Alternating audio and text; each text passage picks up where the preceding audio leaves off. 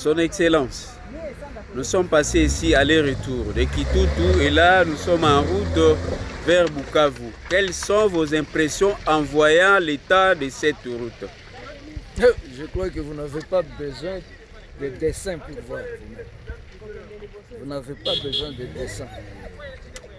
Cette route est une nationale numéro 2. C'est-à-dire c'est la deuxième route du pays. Vous voyez l'état. Cet endroit s'appelle Kalimoto.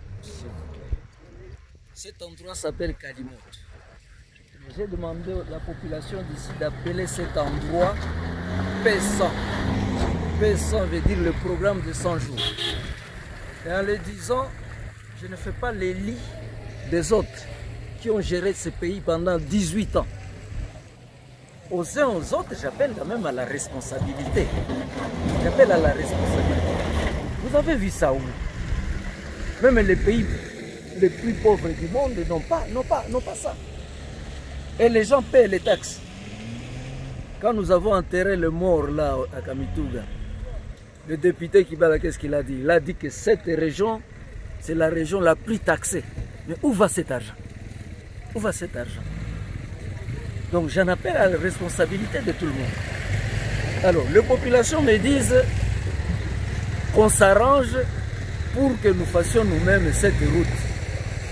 Il y en a qui ont commencé à les faire, les routes de dessert.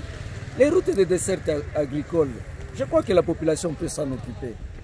Mais la route nationale, avec des brouettes, vous avez vu ça où? Alors moi, j'ai dit, comme il s'est passé avec l'enseignement, comme il s'est passé avec les routes, nous devons renoncer à cette politique de suppléance. Que là où l'État ne fait rien, que la population s'organise. Entre-temps, les malins mettent l'argent de l'État dans les poches. Cette population qui paie des taxes, vous mettez cet argent dans les poches pour vous construire des buildings, même en dehors du pays. Et les naïfs gens disent, tu fais Siepec. C'est cette politique qui nous a laissés dans cette situation. Que ce soit dans l'enseignement, que ce soit pour les routes. Il y a des policiers là qui nous demandent Maya Kounya, même l'armée. Et c'est là la cause aussi des violences que nous vivons dans ces pays, dans cette partie du pays. Je me demande si les autorités savent que cette place existe. Nos députés, monsieur, écoutez-moi bien, nos députés viennent des vacances parlementaires. Montre-moi ces députés qui sont passés par ici pour voir cette situation. Et comme j'ai dit à la population, un député ne construit pas de routes et de ponts. Un député plaide pour les obtenir. On ne demande pas aux élites d'ici de nous donner l'argent.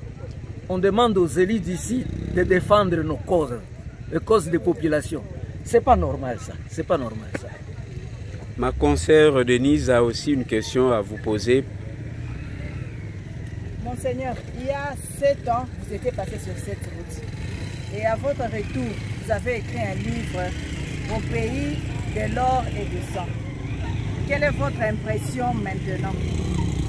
Effectivement, s'il m'était donné d'écrire et de réécrire ce livre, j'ajouterais un élément. Au pays de l'or, du sang et de larmes. Et je commence par les larmes.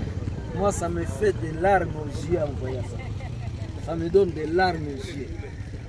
Et tout homme qui a ne fût-ce qu'une petite conscience doit avoir les larmes aux yeux.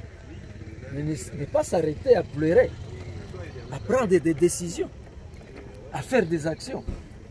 2. Au pays de sang. Vous étiez avec moi, Camille, tout on a enterré, il y a eu plus de 50 morts. On en a enterré, je ne sais pas, 20. Les autres sont encore dans la terre. Voilà les sangs, la vie. Parce que ces jeunes-là ne peuvent pas trouver du travail. Ils ne peuvent pas trouver du travail. Nous avons parlé de solutions alternatives contre l'exploitation artisanale. On n'a pas d'autorité pour prendre de grandes mesures. On n'a pas d'autorité pour prendre de grandes mesures. Comme je ne cesse de le dire ces derniers temps, si les fonctionnaires de l'État, comme les enseignants, les agronomes, qui continuent à travailler à 80 ans. Quand est-ce que leurs enfants les remplaceront? Quand est-ce que leurs enfants les remplaceront? Nous avons un gouvernement là, au Parlement, des gens qui ont travaillé avec Mobutu, avec Kabila le père, avec Kabila le fils, aujourd'hui avec Félix. Et quand est-ce que ces jeunes-là trouveront aussi des places là-bas? Pays de larmes, la souffrance que les gens trouvent ici. Pays de sang, tous ces jeunes qui sont en train de perdre leur vie. Et cela crée le banditisme, Et puis, pays de l'or. Ile oro yenu, njeko na yenga mabarabara fasi ingine. La richesse d'ici, c'est ce qui crée des routes partout. Au Rwanda, au Burundi, Tanzanie, Ouganda. Voilà la réponse à votre question. Merci beaucoup, Son Excellence. Et ces jeunes-là, cessez de dire Askofu Tusemeye, Askofu Aiko député, demandez d'abord des comptes à rendre à ceux que vous avez votés. Parce que demain, ils vont descendre ici. Vous avez vu des députés ici pendant cette crise. Demain, ils vont descendre ici, bengine banakuwa barua, banini. Ça, on va voter, banaenda, banabasaba. Et puis, Askofu Tusemeye, Askofu. Oh, moi, c'est le pape qui m'a nommé. Je suis là pour plaider envers pour mes brebis. Mais est-ce qu'il faut un moyen? Si vous ne faites pas ça, vous êtes complice. Pourquoi vous vous rabattez à l'église? Vous laissez tranquille ceux que vous avez voté, ceux qui bouffent votre argent. Selon vous, qu'est-ce que la population doit faire? Revendiquer leurs droits. Revendiquer le droit. En utilisant... On a droit. Le moyen pacifique est bien sûr. Le moyen pacifique est bien sûr. Bon.